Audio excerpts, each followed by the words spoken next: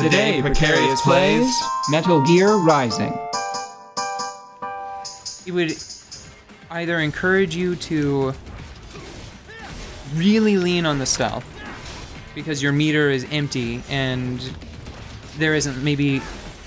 So for example, at this point in the game, if there were just like 3 geckos and I had an empty meter, I might be a little afraid of starting a battle with them. Like if the game were tuned differently. Like if the damage that the enemies dealt was a little higher. I would be a little hesitant to start a battle with like 3 geckos and no wimpy like humans around, right? Yeah. Because the idea would be you beat up on the wimpy humans to fill your focus meter, and then you would use the focus meter to kill one of the human enemies, Zandatsu, fill up your meter, and then continue the chain.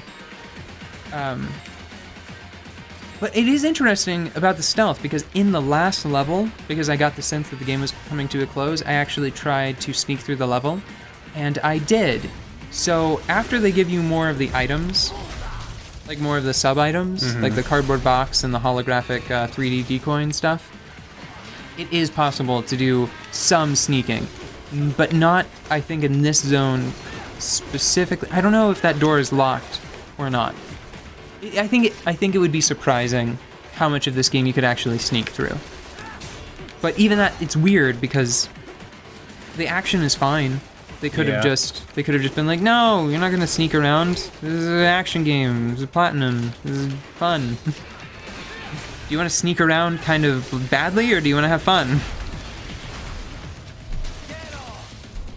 I think that's part of why I never got too big into like Metal Gear to begin with, because I'm so bad at stealth in games.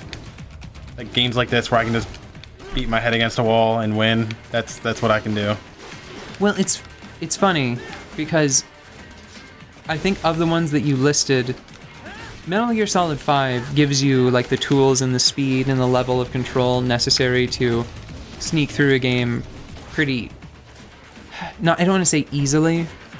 It gives you the tools to sneak through and feel in control. I feel like earlier Metal Gear Solid games, oftentimes, either by design or just because they just didn't know any better at the time, like they couldn't make anything better. Yeah. Sometimes the controls, they felt like they were really... It felt like you were sneaking around the controls as much as you were sneaking through the environment. You were really like struggling to put Snake in the position that would keep him out of line of sight from the enemies. Audette, whenever she played Metal Gear Solid 3, that was one of the things that she struggled with the most, even like right up through to the end of the game, is like you're never sure, like whenever you crawl into tall grass and the camera pans out after you're done crawling through the grass, if you keep holding forward, maybe Snake is suddenly facing the right side of the screen, but you're pressing up and he's crawling to the right. So it's a mess, right? Yeah. But I feel like Peace Walker and Metal Gear Solid 5, Phantom Pain, Peace Walker and Phantom Pain, Greetings, cyborg. gave you like enough control over the game, like manipulating the game with the controller. Oh, that's the beginning of a reoccurring gag, so keep that in mind for the final boss battle.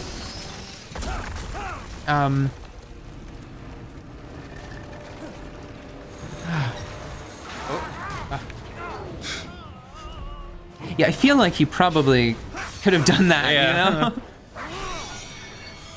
Oh, Raiden's not the only one who can cut a thing and then jump through it dramatically.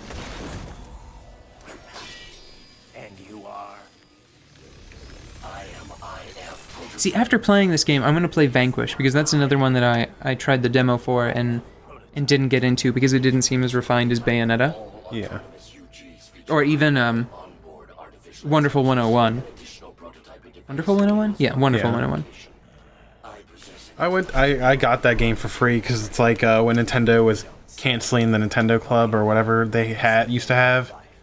They were giving away all these games. Well, I don't even think I got it through that. I forget how I got it. But I got it through Nintendo for free, basically. And I downloaded it and then never played it. There's his grippy heel thumb. So you never tried it at all? Yeah, I never tried it at all. Like I downloaded it on my Wii U and then I never played it. I think it is actually one of the harder Platinum games. BGG. I must destroy you. And I think What good is an intellect if you can't? like one of the weirdest things about the Wonderful 101 is there are some pretty essential techniques, like stuff that you kind of need to get through the game, Yeah. that are locked away in the shop. Like if I hadn't already played a Platinum Games title, I feel like I would have been really frustrated. Like stage 2, I would have been frustrated with the Wonderful 101 because it's effectively it's on par with like Witch Time in importance. It's the ability to turn into like a jelly, like a Jello mold, basically. Yeah. Like you turn into something as a reflex to defend against enemy attacks.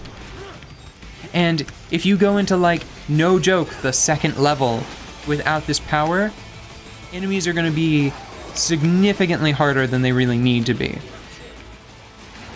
Okay, so hold on. One thing that I don't know if they explain. Oh, that's gruesome. I don't know if they explained it super well. You have to parry him. Yeah, I'm not doing too hot at that. Here, do you want me to give it a try? Let's see you give it a try. Okay. It's just hard for me to tell like which direction they're swinging, so I know which direction for me to swing. Maybe I'm just not paying close enough attention. Lock on. I don't think they explained that to me yet. Oh, it's right there. Okay. So it's always the direction that they're attacking, that their body is. Okay. So it's like in that instance, he was like swinging up and down, so that's why I need to. Well, you just always, so see, you just always point towards them. So right now it's up and to the right. Now it's weirdly like left, up and left. And you can tell that Raiden is ready to parry because he adopts that stance. Okay. So I'm going to try and do one of the combos just to show you. So I think all of the combos start with, I'll start with Y. And see, but the time between enemy attacks is so short.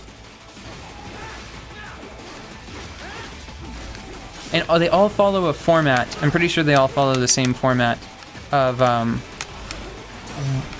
Y, and then some, like basically just any number of Ys up to, I believe, either 4 or 5. And then you interject with X once, and then you go back to Y to finish the combo. So you can do YXY, YYXY, YYYXY, and so on, right? Yeah. And all of the attacks are a little different. I keep trying to lock on by clicking the right stick. So see, that guy was behind me, so I would have actually had to have pressed down. Okay. So see, as soon as I land, I'm gonna press like up and right. No, I'm gonna push behind me. Okay, never mind. He's fine. It's cool. See, that's one of the problems. The camera is zoomed in really close, and I feel like it's trying to be too helpful sometimes. Like it's trying to keep action in the center of the screen. Yeah. And it can really become a problem whenever like that if that box is trying to attack me right now and I'm trying to press like in that exact instance, right? If I had pressed like left and the attack button, and then the camera had whipped around to try to focus on the boss, like if that crate back there had been another enemy trying to attack me instead of a box, as the camera would have whipped around, my parry attempt would have been invalid. Like it wouldn't have registered. But see how like often they attack? And even whenever they have a vulnerability period, oh, I actually did it. I got a whole like 4-button combo off. But here's the thing, right now I'm kind of getting like, I'm taking more damage than I need to. And I feel part of that is because I'm trying to do these combos. Yeah. It's more basically just get a couple hits in and then just keep parrying them. Like it kind of means like combos don't matter. Just keep slowly chipping away. Yeah, I mean like the hard game sanctioned combos don't matter. Like they're all these combos here matter like almost not at all. Yeah. Which is a real shame, just because they put them in and the animations are there and they could be cool. Like Throat Slice, for example. Throat Slicer, if they design the game around having that just, if you're fighting a human foe, if that like replicated blade mode and allowed you to decapitate people without going into blade mode, excuse me, that'd be one thing. Maybe it does that. It could actually do that, and I wouldn't know, because I don't know if I've ever successfully done one. Because it's like 5 hits long. So see, that's a parry. Okay. And I don't know if you have aerial parry. Oh. Okay, in yellow, you kind of have to just... Actually, no, I don't think you have any of the moves yet. Because I know that we hit new game, but I thought that we used the old file. I think I still have aerial parry. It's just, I think that's the only thing I have. Oh. Oh. And see, there's a whole face button that basically goes unused, which is a little frustrating for me after playing like Bayonetta and stuff. Because the B button is only used contextually for a few different things, right? Yeah. And it could have been used for like, oops, oh no, oh no! Are the batteries actually dying, or was that because I smacked the controller? It might have been because you smacked the controller. No, no, it's actually oh dying. god! Oh.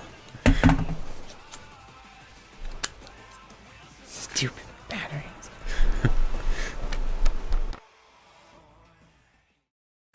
These better be the emergency Duracells. Okay, stabbing Okay, we're over. good. All right. Okay, so hopefully it doesn't... batteries don't die again. They just ran out of electrolytes. Well, we'll just need a volunteer. You know, Audette has too many arms anyway. She could stand to lose a few, and then we'll have batteries, and she'll be easier to manage. Okay. So see, like right now, I think I could probably...